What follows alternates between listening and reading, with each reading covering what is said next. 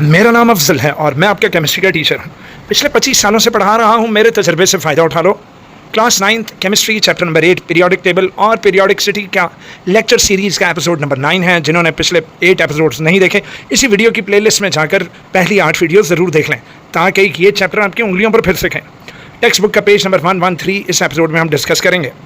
मेरा बच्चा note, in this video the wordings are same as in the text book. इस video में वही वर्डिंग्स हैं जो आपकी टेक्स्ट बुक में है। मैंने टेक्स्ट बुक के पैराग्राफ के पॉइंट्स बना दिए हैं, मैंने टेक्स्ट बुक के पैराग्राफ की हेडिंग्स लगा दी। तो मेरा बच्चा अपनी टेक्स्ट बुक साथ खोल कर रखो, हेडिंग्स लगाओ, पॉइंट्स बनाओ और अपने लिए टॉपिक को आसान बनाओ। हर वीडियो के डिस्क्रिप्शन में उस वीडियो के नोट्स दिए गए हैं। अगर आप चाहते हो कि सर हमने आप वाले ही नोट्स से पढ़ना है तो पुत्र जी हर वीडियो के डिस्क्रिप्शन में आपको इसके नोट्स मिल जाएंगे। ठीक है, तो जनाब चलते हैं आगे। अच्छा यार, याद आया, आज का टॉपिक तो इलेक्ट्रॉन एफिनिटी है, लेकिन पिछले टॉपिक आयोनाइजेशन एनर्जी की वीडियो में मैं ये वाला टेबल का जिक्र करना भूल गया था पुत्र। Ionisation energies of the elements of the first group. भाईजान ये लाजमी याद कर लेनी है। इसके MCQs हैं, इसके शॉर्ट क्वेश्चंस हैं कि फर्स्ट ग्रुप के एलिमेंट्स की आयोनाइजेशन एनर्जीज बताएं। तो लिथियम 520, सोडियम 496, पोटेशियम 419, रुबीडियम 403 और सीजियम 377 है। किलो जूल पर मोल इनका यूनिट है और ये बहुत कम है बेटा। इसलिए ये सारे के सारे अल्कली मेटल्स जो हैं ये इलेक्ट्रॉन्स निकालने का रुझान रखेंगे क्योंकि इनकी आयोनाइजेशन एनर्जी कम है। इतनी सी एनर्जी गेन करके ये इलेक्ट्रॉन्स को बाहर निकाल देंगे।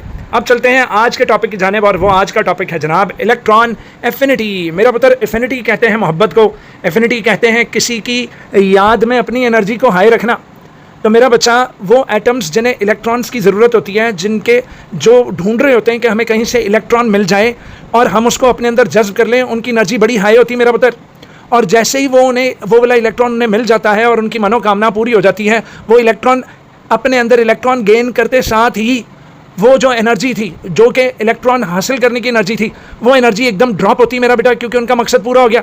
जब मकसद पूरा होगा तो वो वाली एनर्जी फिर बाहर निकलेगी, वो एनर्जी खारिज करते हैं। तो मेरा बेटा, जो एटम्स इलेक्ट्रॉन्स गेन करना चाहते हैं, इलेक्ट्रॉन गेन करने से पहले उनकी एनर्जी हाई होती है। जैसे ही वो इलेक्ट्रॉन गेन कर लेते हैं उनकी एनर्जी ड्रॉप होती है। क्यों? क्योंकि वो वाली एनर्जी फिर बाहर निकलेगी और वो वाली एनर्जी जो बाहर निकलेगी उस एनर्जी का नाम हम रख देंगे कि भाईजान ये वही थी इलेक्ट्रॉन की एफिनिटी, जिसकी वजह से ये डिस्टर्ब था, इसकी एनर्जी हाई थी और जैसे ही इसको इलेक्ट्रॉन मिल गया जनाब, इसने एनर्जी बाहर निकाली और ये स्टेबल हो गया। तो जनाब इसकी डेफिनेशन क्या बनेगी कि इलेक्ट्रॉन एफिनिटी वो अमाउंट ऑफ एनर्जी चेंज है जब एक electron, when an electron is added up in the outermost shell, जब आउटरमोस्ट शेल में एक इलेक्ट्रॉन एड अप हो जाएगा तो कुछ एनर्जी बाहर निकलेगी। उस एनर्जी को क्या बोलेंगे? इलेक्ट्रॉन की एफिनिटी। क्लियर हो गया? लेकिन याद रखें, ऐसा सिर्फ आइसोलेटेड गैसियस एटम ही करेगा। क्या होता है आइसोलेटेड गैसियस एटम? जो बॉन्ड बनाने के तरीके ढूंढ रहा हो, जिसने अभी बॉन्ड बनाया ना हो, वो बॉन्ड बनाने के लिए परेशान हो। तवज्जो है बेटा, जो किसी के साथ बॉन्डेड नहीं है वो आइसोलेटेड गैसियस एटम है। फॉर एग्जाम्पल जनाब 328 किलो जूल पर मोल एनर्जी रिलीज की जाती है जब एक इलेक्ट्रॉन एंटर होता है किसमें? फ्लोरीन के एटम में।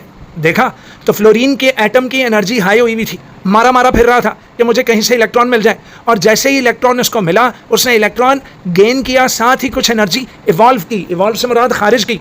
तो पुत्र जी वो अमाउंट ऑफ एनर्जी जो हम खारिज करते हैं, जो एटम्स खारिज करते हैं जब वो इलेक्ट्रॉन्स को गेन करते हैं, उस अमाउंट ऑफ एनर्जी को इलेक्ट्रॉन एफिनिटी कहते हैं। उस अमाउंट ऑफ एनर्जी को क्या बोलते हैं भाई? Electron affinity. एग्जाम्पल आपके सामने है जनाब, फ्लोरीन में एक इलेक्ट्रॉन जमा हुआ। पहले फ्लोरीन के ऊपर 0 चार्ज था भाई, प्रोटॉन और इलेक्ट्रॉन बराबर थे। अब एक इलेक्ट्रॉन का जब इजाफा हुआ तो अब एक इलेक्ट्रॉन बढ़ गया है, तो उस बढ़े हुए एक इलेक्ट्रॉन का चार्ज आ जाएगा ऊपर -1। और इस तरह जो डेल्टा H, जो एनर्जी का फ़र्क सामने आया, वो था -328 किलो जूल पर मोल। इतनी एनर्जी खारिज की गई है जब फ्लोरीन ने क्या किया है? इलेक्ट्रॉन को गेन किया है।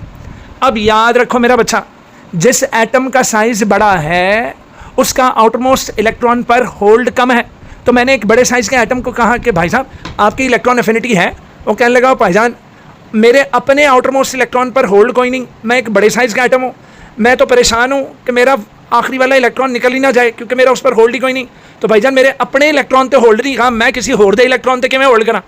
समझ में लगी? तो जनाब नीचे जब हम उतरते हैं ग्रुप में तो एटम का साइज़ बढ़ता है। इसका मतलब down the group electron affinity कम होती जा रही। इलेक्ट्रॉन गेन करने का शौक ख़त्म हो रहा है क्योंकि भाईजान उन्होंने अपने सगे इलेक्ट्रॉन पर कंट्रोल कोई नहीं, तो नाल दे इलेक्ट्रॉन किमें वो गेन करेंगे? वो नहीं गेन कर सकते। लेकिन हाँ, जैसे जैसे हम लेफ़्ट टू राइट पर एक पीरियड में जाते हैं तो वहाँ पर एटम का साइज़ श्रिंक दर श्रिंक होता जाता है। उससे क्या होगा? उससे ये होगा कि न्यूक्लियस का अपने इलेक्ट्रॉनों पर बहुत ज़्यादा होल्ड हो जाता है बेटा। न्यूक्लियस बहुत ज़्यादा स्ट्रॉन्ग है वो ना सिर्फ अपने इलेक्ट्रॉनों को होल्ड कर सकता है बल्कि वो दूसरों का भी इलेक्ट्रॉन गेन कर सकता है, दूसरों का निकाला हुआ इलेक्ट्रॉन भी गेन कर सकता है। तो जी हाँ मेरा बच्चा, left to right electron affinity फिर बढ़ेगी क्योंकि इलेक्ट्रॉन लेने की पावर ज़्यादा होती जाती, ना सिर्फ अपने इलेक्ट्रॉनों को खींचते हैं बल्कि आउट कहीं बाहर से कोई इलेक्ट्रॉन गुजर रहा हो तो उसको भी अपने अंदर लपेट लेंगे। तो electron affinity values are also related to the sizes of the atoms. The smaller the size of the atom, higher the force of attraction with which a nucleus will attract the entering electron। आने वाले electron को बहुत ज़्यादा force से पुत्र वो attract करेगा, लिहाजा hence higher is the value of electron affinity। तो जैसे जैसे हम लेफ्ट टू राइट जाते हैं जनाब, पीरियड में एक पीरियड में लेफ्ट टू राइट जाएंगे, एटम का साइज छोटा होता जाता है, इलेक्ट्रॉन एफिनिटी बढ़ती जाती बढ़ती जाती बढ़ती जाती। लेकिन दूसरी तरफ इन अ ग्रुप, जब हम किसी ग्रुप में देखते हैं electron affinity value decreases from top to the bottom, because the sizes of the atoms increase down the group. In the bigger atom, वो जो न्यूक्लियस है, it will attract the incoming electron with a weaker force. और भाई उसकी अपने electron पर force नहीं है तो आने वाले इलेक्ट्रॉन को तो बहुत ही वीक फोर्स रखेगा, hence electron affinity will also क्या नीचे जाएगी, डिक्रीज। एनी प्रॉब्लम हो तो वो यहाँ बिलो लिखा हुआ है, विल बिकम लो, डन। अब जनाब very very very very important आपके लिए एमसीक्यूज हैं, टेबल 8.8 अपनी बुक पर देख लेना। Electron affinities of group 17 elements, बहुत इंपॉर्टेंट क्योंकि ये मोस्ट ज़बरदस्त किस्म के रिएक्टिव इलेक्ट्रॉन गेनर्स हैं, ये बड़े ज़बरदस्त इलेक्ट्रॉन गेनर्स हैं। जिस तरह अल्कली मेटल्स, इस वीडियो के शुरू में मैंने अल्कली मेटल्स का बताया कि वो बहुत ज़बरदस्त इलेक्ट्रॉन लूजर्स हैं, तो पुत्र जी ये हेलोजेंस बड़े ज़बरदस्त इलेक्ट्रॉन गेनर्स हैं। क्यों? क्योंकि इनकी इलेक्ट्रोनेगेटिविटी इनकी इलेक्ट्रॉन एफिनिटी की वैल्यूज़ बहुत ज़्यादा हैं।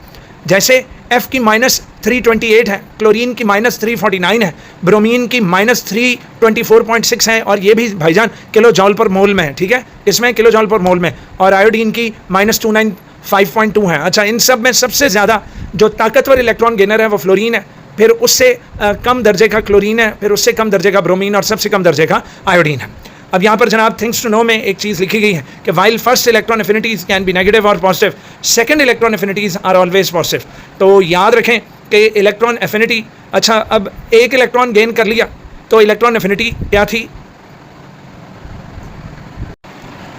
अच्छा जी जनाब, नेगेटिव तब होता है जब हीट को निकाला जाए और पॉजिटिव तब होता है जब हीट गेन की जाए। तो वो कहता है कि सेकंड इलेक्ट्रॉन एफिनिटी मतलब एक और इलेक्ट्रॉन जज्ब करने के लिए हमेशा हमेशा एनर्जी गेन करके तो इलेक्ट्रॉन एब्जॉर्ब किया जाएगा, ठीक है मेरा बेटा। तो जिस तरह आयनाइजेशन एनर्जी में दूसरा इलेक्ट्रॉन निकालने के लिए डबल हो गई थी आयनाइजेशन एनर्जी, इसी तरह इलेक्ट्रॉन एफिनिटी पहले इलेक्ट्रॉन के लिए तो चलो होगी कि एनर्जी खारिज की गई है, लेकिन दूसरे इलेक्ट्रॉन लेने के लिए क्या होगा कि हीट एनर्जी गेन करके तो उसको इलेक्ट्रॉन को गेन करना पड़ेगा, ठीक है भाई। तो इस थिंग्स टू नो में ये वाली इन्फॉर्मेशन थी।